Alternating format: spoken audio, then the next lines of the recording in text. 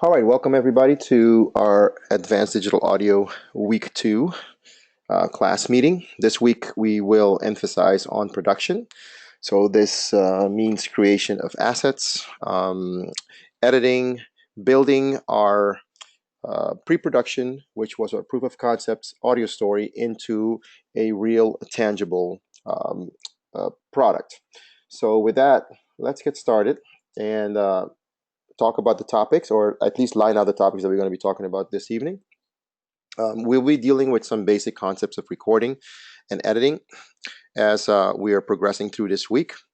Prepping for recording and editing of our audio components is also going to be one of those topics that we will be discussing, as well as production timelines and workflows, where we're going to set our milestones, due dates to keep us accountable for all the production tasks that are at hand this week, thus establishing a workflow for us.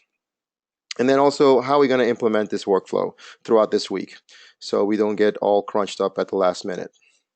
Of course, we're going to look a little bit more in depth also at our digital audio workstation and how we're going to be using that this week for producing assets, editing assets, assembling, etc., to yield a rough mix for our audio story. So basic concepts of recording and editing. The first topic that always comes to mind is the use of microphones. So we will discuss a little bit about understanding these different types of microphones and their functions, and as well as seeing what you have available in your equipment inventory, and maybe identify what these mics are and how to make them as useful as possible for you. We'll also talk about the environment that we're going to be recording in, especially recording voiceovers.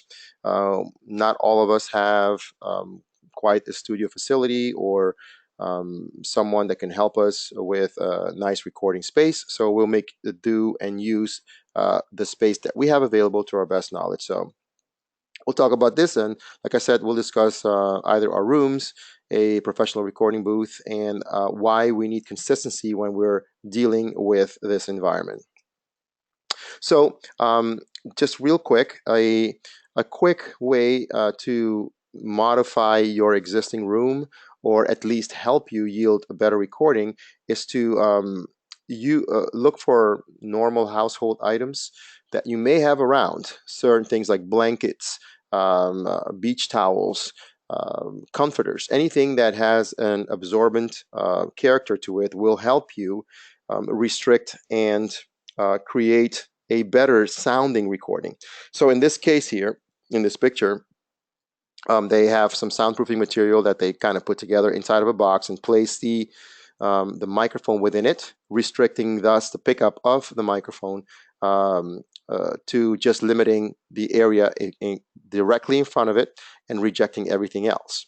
Now, if you don't have something like this, and you may have a comforter, you can also limit that space in that room to be less reflective by maybe putting two chairs next to each other and draping your comforter set over it, or maybe a beach towel, and you basically creating a little booth which restricts everything else but what is inside of that booth.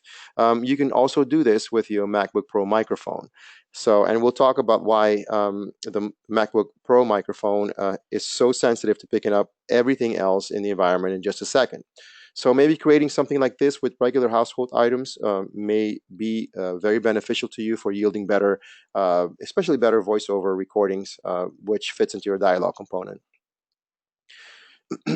Of course, we talked about last week why it was so important to monitor for playback, meaning how are we going to listen, evaluate that what we actually recording sounds good, or is there any issues with it? So again, make sure that we use the proper headphones, over-the-ear headphones, to be able to critically listen and evaluate these items that we are creating.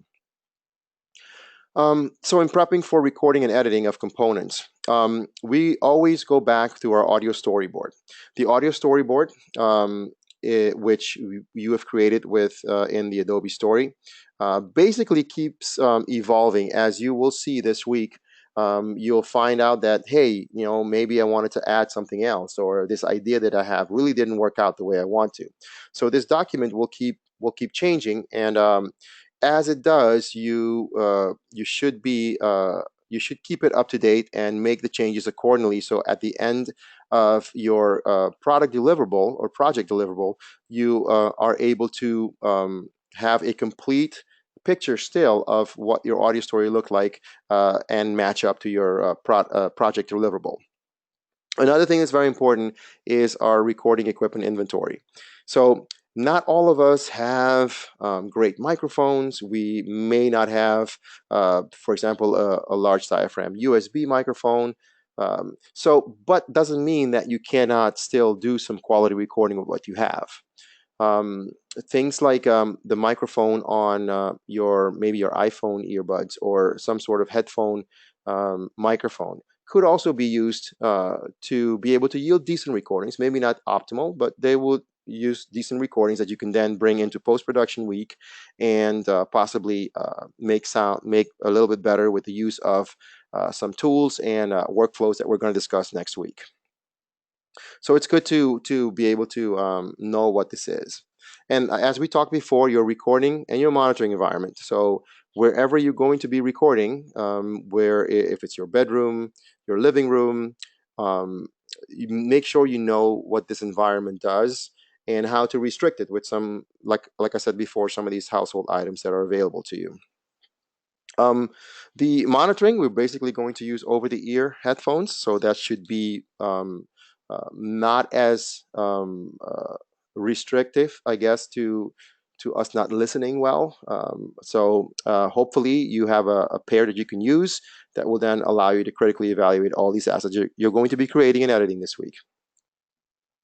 We also, in this week, we'll be discussing some additional resources as what is available to you as far as sound libraries that you might pull, things like environment sounds from, special effects, or any kind of other sound samples that you may need to enhance your project, which is your audio story for this week. So with that in mind, let's talk a little bit about microphones. Um, there's basically three categories of microphones that exists for either music production, media production that we always go to. These three types are sort of illustrated here in this picture. There's a large diaphragm condenser microphone, which is the one to the left here. The middle one, not so much used in our media industry, but very much so in music production. It's a ribbon microphone, and mostly used in dynamic and also in our media interview for outside recordings is a dynamic microphone. So what is the dynamic microphone set up for? Well, basically it's a very small, sort of like a quarter size dynamic element that will capture these sound waves and turn them into electrical signals, which is our analog state, to be able to then be captured and converted back to digital for us to use. So this microphone is very good for live recordings because it rejects a lot of noise that is not directly in its pickup pattern. And we'll see the pickup patterns in just a second. The second category is our condenser microphone. The condenser microphone uses a condenser element which is a lot more sensitive than the dynamic microphone, for example. Every small vibration it's a thin wafer-like element that picks up every small vibration that hits it. So you can have this microphone sitting in a room with nothing being directly in front of it, and it will pick up things like the room noise, maybe fan noises, AC noises, etc. So all of it will be picked up by this condenser microphone because of the sensitivity of the element. The last one is, like I said, not common in our media industry, but very common in the music industry. And the ribbon element is basically a suspended, almost a series of thin wires suspended between two structures of steel that will then detect the sound waves that will go through these metal strings. And again, same flow. Sound waves will get converted to electrical signals, which is our analog state. So that is our three. Those are our three categories for microphones. So now let's talk a little bit about the pickup patterns that are available to most of these microphone categories. There's basically three. And one of them, there's subcategories of them, which is the cardioid pattern. The cardioid pattern resembles almost an upside down heart shape, where it gets its name from.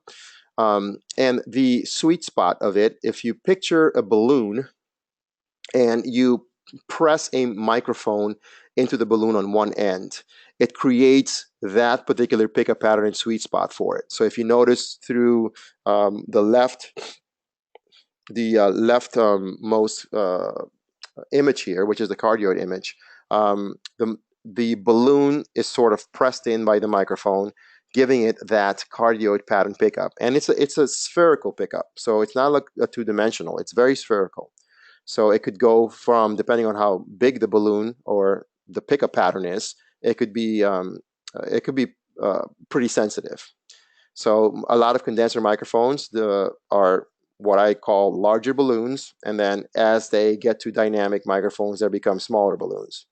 The supercardioid is a little bit more focused on the front end, if you can tell by the image here. That means that the microphone element is not as pressed as hard into the balloon, so giving it a little bit more focused front end. And same thing as the hypercardioid. Hypercardioid then becomes sort of like a smaller but more defined heart shape, which gives it a little bit longer throw. If you look at it from the image, you can see that the further away the balloon pickup pattern becomes more stretched, therefore giving it more accuracy at the tip, meaning these microphones are pretty directional. So an example of this microphone might be a boom mic, or a shotgun mic, which has a lot of projection on the side and very directional to the source you point it to. So all these three fall into the cardioid pickup pattern. The second category that's pretty prominent is our omnidirectional. Omnidirectional, as you can see by this image, it picks up everything around it, which basically is your MacBook Pro microphone or any type of built-in microphone in a device. Excuse me.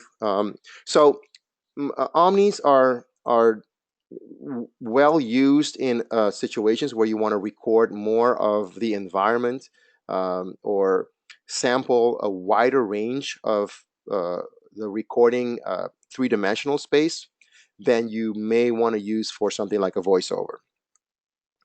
And then, of course, the third category, which is bidirectional, is basically a microphone that can pick up both the front end and the back end of it.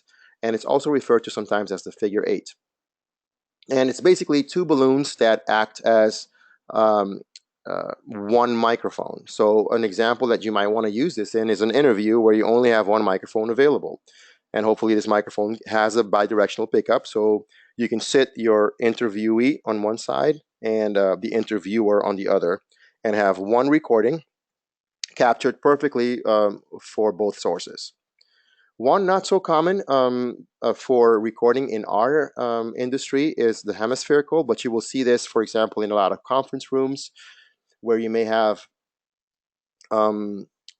conference call equipment that sit on a table where everybody around it can hear and speak at the same time through some telephone communications or IP telephone communications. So these are our pickup patterns. So in prepping for recording and editing of our components, like I said before, our recording equipment inventory is very important. So go through and see what you have available, whether it is whatever microphone you have available, if it's your MacBook Pro microphone, or you may have a headset with a microphone on it, or you have a USB microphone that's pretty decent. Make sure that you know what these are. And then things like recording blankets, packing blankets, not recording blankets, like packing blankets or comforters that you want to use to treat the environment, to restrict the environment, also are a part of this equipment inventory because they help you record. So make sure that you add all those in. Like I said before, not all of us will have one of these nice studio condenser microphones available, but it doesn't mean that you are not able to do something with a USB microphone or a headset microphone that will yield a decent recording that can still be very, very useful to you. The recording monitoring environment, like I discussed before, treating of your recording environment is a very good idea if you don't have a studio set up or somewhere to go or someone to ask for a favor that has a treated room. You can do so with regular household items around your house, a couple of chairs.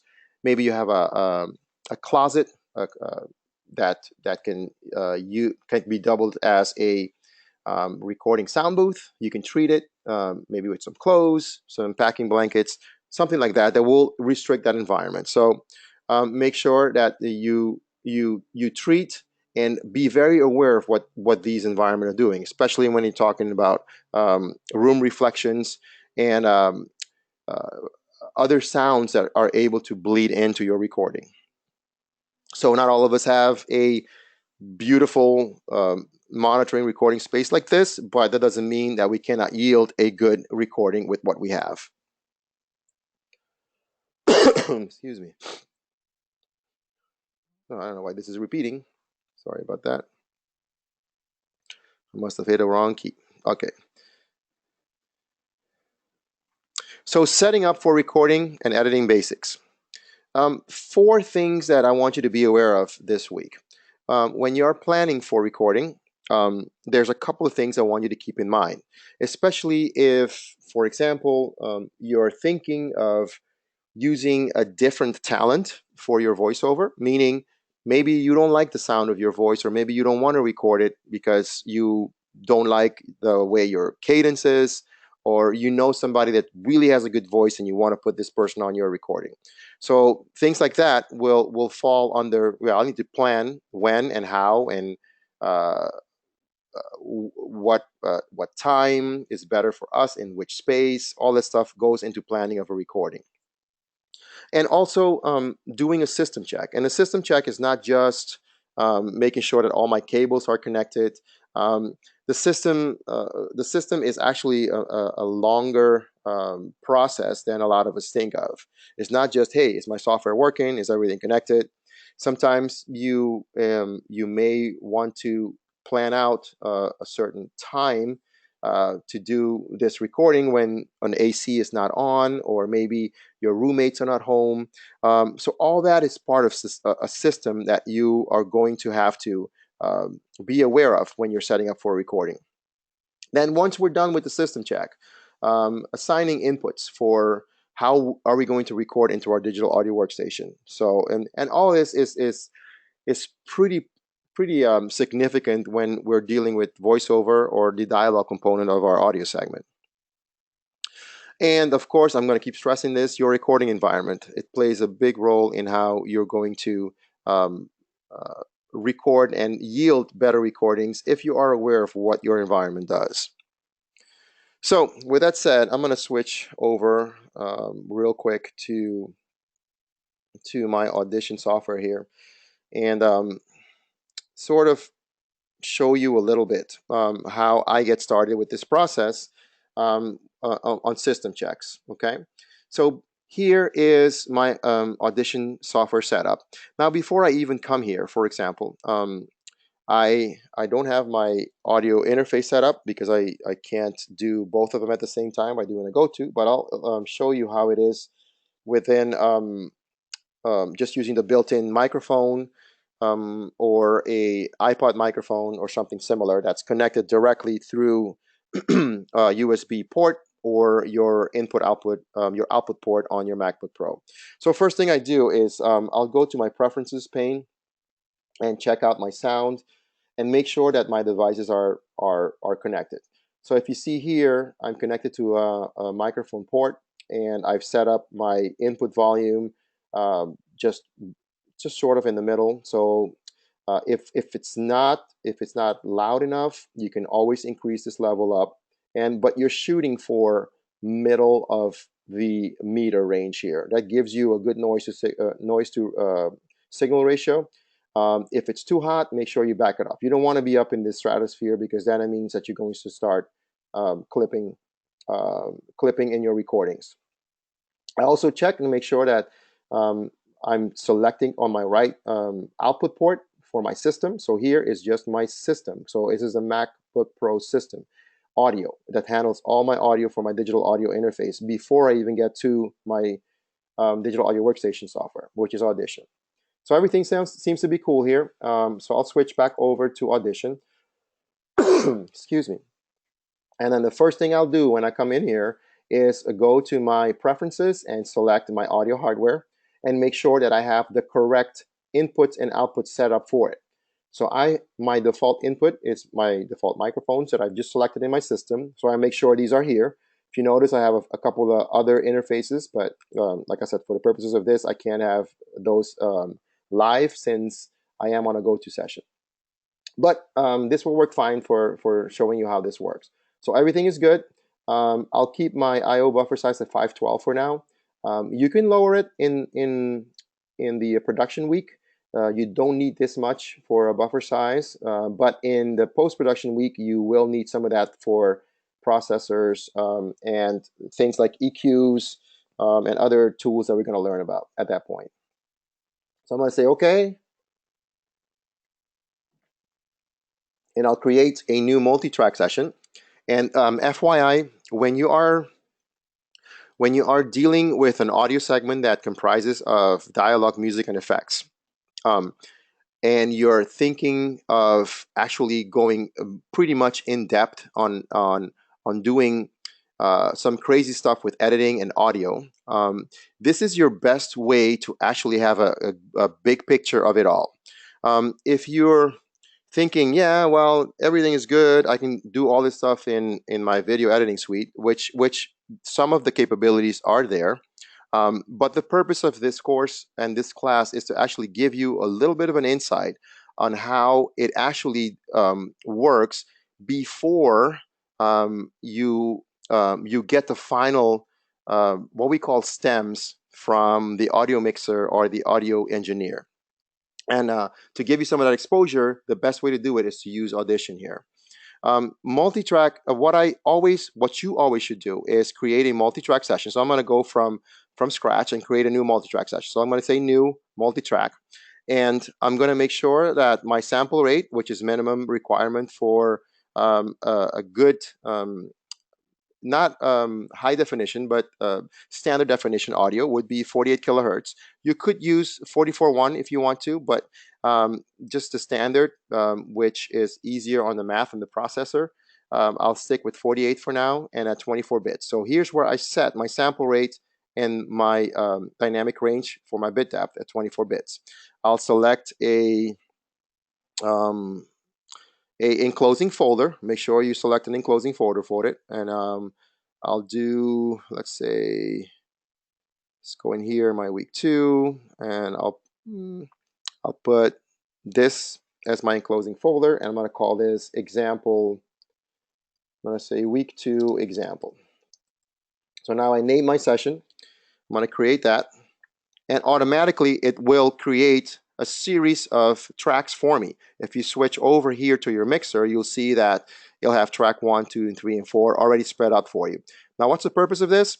This means that I could actually have, for example, multiple dialogue tracks across a series of tracks, or multiple music tracks, and I'm able to mix them at will, crossfade things, do things a lot more intense editing than I could to in any.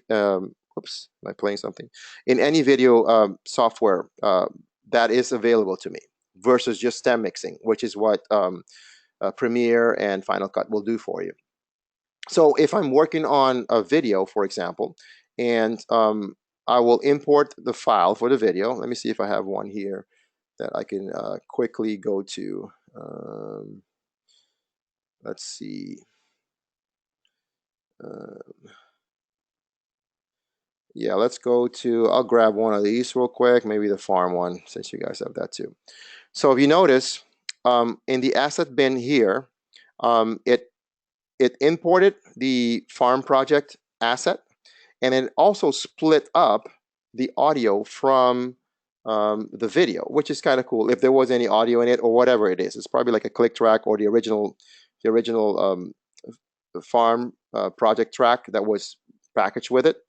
In either case, now I can pretty much, let me close this a little bit so I can have a space. I can pretty much grab this asset here and I'm going to move it into the timeline. So now it's in the timeline, and you notice if I move my, and you probably already done this, but if I move my timeline, my video is exactly matched up to it. Now, the cool thing about this is if I have a shot, for example, here, if I have a shot, I could actually use my markers pane. If you look on this pane over here, which is you have um, your hardware internal hard drive browser as an effects rack, where we're going to talk about next week, and also the markers window, which is what I use very much so when I'm creating an audio story for any kind of project. And by just hitting the key M on your keyboard, so just hitting the key stroke M, you can create markers at will. So let's say here's a shot, and I'm going to go here, and there's another shot right there, and I'm going to hit the marker again, and you see how they appear. And I can label them as well at will, but also I have a complete indication of where the time that I want to start building this audio story is to start my script, whether I want to place things in, and then I'm going to start building this stuff here with my voiceover tracks, with my music tracks, and I can accordingly label them. So for example, this will be my DIA1, and maybe I have two voiceover tracks that I'm going to mix later. And my music track 1, and my music track 2. And the cool thing with this is once you have your clips and your regions edited in here, and you switch over to the mixer window, for next week, for example, we're going to start learning about how effects, how we can compress things, filter things, noise reduction things, doing very, very cool thing with our audio that is very simple within this digital audio workstation. So let's hold that thought for a second and go back to our presentation, and then we'll come back in just a few. So we planning for recording, doing a system check, assigning our inputs. We'll look at that in just a few minutes. And of course, the recording environment is very important. So in setting up for component editing and recording, some things we want to keep in mind that we don't have to record everything that's in our audio story. We might be able to go look outside there for effects or music beds. Things, and sometimes environment noises are even available to us, but there's always the additional audio resources that is to your avail, and I'll talk about two of them. One of them you probably already had some exposure to, which is Westar Music. Now, and just in case you forgot, Westar is actually pretty simple to get to. From your Connect page, you can just hit Library here. So you sign into your Connect page, Library, and then go to Research Databases. And once you go to research databases, scroll all the way down and find Westar. And you click on Westar. And like it says here, do not create your own account. Please use the login below, which is library@fullsail.com, which is the user ID, and the password is just fullsail123. So once you create that, you will be then dropped into the Westar Music site, which you can filter things out. Do searches for whatever you may want to look at, and see if you want to find it. And then you can audition them by just pressing, let's say you found something that's interesting. Let me see what it sounds like. You can press audition it, and once you like it, you can just go to this particular uh, icon and then press download, and then make sure you download the highest quality, which is the WAV file. So, and that's simple to do. The other option that you have, which you probably had all along, is if you are in Audition, you can actually go to the help screen, and then go to download sound effects and more option, which is actually just a URL. But if you can't remember it, just click on here, and then it will open up. It will open up the Adobe Audition additional downloads for you, and there's a whole sound effects library of 27 bundles of high quality sound effects, music loops, embeds, and then I guess this is still coming new, but sound booth scores, etc. But basically, you can view the downloads. The only thing about this is there's no browser to audition it, so you're gonna have to. And you can see these are pretty sizable assets here. So my advice to you would be to kind of, if you have an external hard drive, download these things and put them in a folder in library, and then audition them at your convenience as you go down to. But there's some really good high quality excuse me, good high quality sound effects that are used. I hear these used all the time in commercials, media productions that are on television, on um, product information, advertisement stuff. So they're really, really, really good stuff here. So you can scroll there and look at it and see if there's anything that you can use in this particular project or for projects after this course. All right. So those are the two. So now here, very important for our production week. Again, now we're bringing our pre-production tasks into our production week. So it's important for you to identify these tasks and then meet your targeted deadlines for production. So not to wait until the weekend to be able to accomplish things. With a lot of the stuff that content focus for this week, you will find yourself with a lot of research time. Maybe you're researching for sound effects, environment noises. Maybe you have to plan for a recording. So it could be pretty time consuming. So it's good to kind of plan your week maybe on a day basis, on a day by day basis, to say, hey, I'm going to spend 30 minutes or 40 minutes here. Or if I have an outside talent that I need to hire, I need to make sure that my time is set for that. So it kind of keeps you on track on how to do that. Then this will lead you into the workflow again, so you can have a clear picture of the whole week up until your delivery for your rough mix. So please stick to that. I have supplied a fillable, editable PDF for your production week, which you're going to categorize. We'll talk about this in just a second. Categorize your tasks for the week, which will be part of your deliverable for your project. So make use of that. It's in, if you scroll all the way down to the project assignment, it's there. And it's also available in the About This Course from the main page. So if you can't, or you don't know where you remember to get it, you can always go to that information about the course. And they're all there. All the forms are there for you to use. So in implementing this week, there's going to be 3 categories that you then going to fill for this production sheet and then carry out these tasks. These categories are record new. Basically, if you have a new script for this particular project, all of your categories will fall into this particular one. So record new is basically no prior performance exists. So you're going to record a brand new performance of it. So let's say now it's Tuesday today, or yeah, tomorrow Tuesday you recorded a new voiceover, and then Wednesday you listened to back and you didn't like it, but it's the same script you want to use, but you want to re-record it again. At this point, this particular category will fall under an overdub. So there was it's going to be a new performance, but it's based on an older recording. So it's not considered new at that point. So you're redoing it. So this will be your overdub category.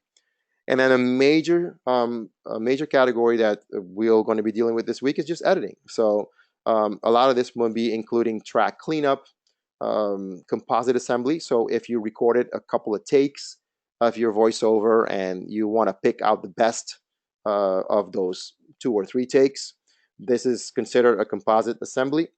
And there may be some basic audio restoration if you want to dab into that part of it before next week. So maybe a recording is a little bit too noisy, but the performance was really good. you may want to do a little bit of dabbling in there. All right. And so now, let me go back to Audition real quick and show you.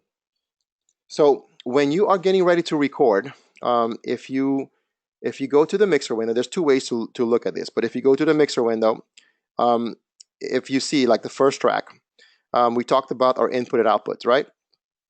And in my audio hardware, remember I designated my default input to be my built-in microphone, my default output to be my built-in output. So according to what you have on your audio interfaces, you pick and choose those.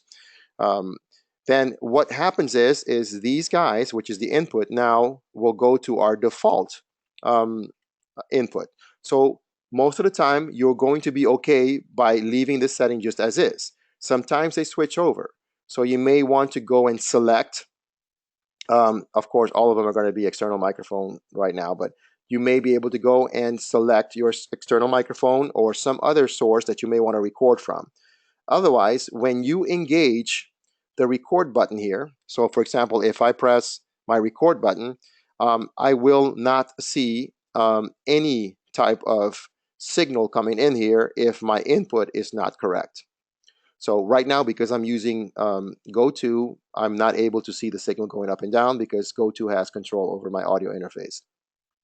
But if you want to see this signal then come back into your master output meter, which is the big meter downstairs here, you are going to press the input monitor, and then both should be able to line up because now you're sending the signal from the input, which is in record arm mode through this meter, back to your output meter, and you should have actually a much more accurate display of where your nominal signal is.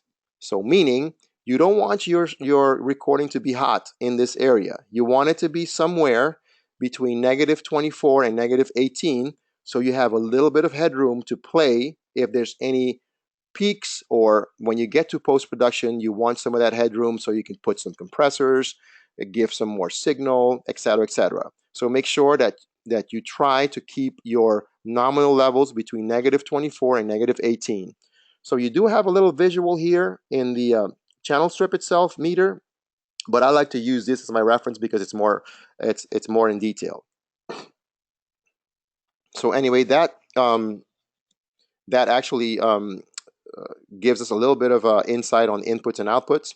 And of course, if you do open up your edit arrange window, which is where you're going to do in your edits and your regions and all the other stuff that you want to do, you also have that capability. So there's a default input, and if you open it up a little bit more, you'll see also the output. So you can select them from here as well. I just like going to the mixer window because I have an overview of everything there at one time that I can look at stuff. So in any case, like I said, you can drag and drop audio in here. For example, if I want to drag and drop the audio from the video I imported, I can just kind of grab this guy, dump it right in there, and do things like edit my audio. If there's some let me see, like dead spaces in the front, I can do some cleanups with it, like moving my signal, and also doing things like fade ins and fade outs. This, if you hover over this little square here, it will give you a fade in and fade out option. So let me zoom in a little bit more. So now you can also change that fade in, how it reacts, by moving that up and down. It's a quicker fade. There's a little bit slower fade. There's a quick fade in, a little bit slower, or how much you want to do it. So it's very, very versatile to be able to do fade ins and fade outs. Also, we'll talk about some more of these things next week in post-production, but you can do some cleanups here too. So you have both sides. You have a fade in and a fade out in here that you can then adjust to what you need to do. So really cool stuff. And like I said again, make sure that you have your video so you can create your audio segment based on your Adobe Story document, which is your audio storyboard, precisely to the second or the tenth of a second. Okay. And let's discuss the workspace a little bit. And the multi-track editor we just went through, so we're good there. Like I said, this week for basic mixing and editing, I just showed you a little bit of how to identify some of the edit tasks that we did. And then preparing for the final mix, there's a couple of things that you may want to keep in mind. I will switch over to Audition real quick in just a second to show you that.